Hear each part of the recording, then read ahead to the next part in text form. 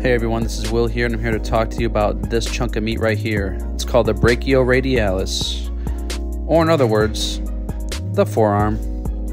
Its primary objective is the assistance in elbow flexion and radio-ulnar pronation and supination, which is just a fancy way of saying twisting the wrist up and down. You're going to grab the easy curl bar with your palms facing down, which is called pronation. And you're going to curl the easy curl bar up, just like you would a bicep curl.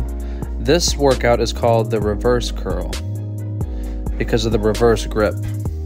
And this is primarily working, as you can see, the brachioradialis. It's a great workout to tack on at the end of your arm day or at the end of like a heavy pull or push day. It's really great to mess around with the eccentric and the concentric tempo. I like to hold mine at the top sometimes.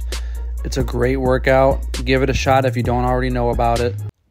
All right, as always, I appreciate everyone watching, and check out my website if you want to try any of my personal training packages where I will personally make every one of your workouts, and nutritional planning is also available. Thanks, everyone.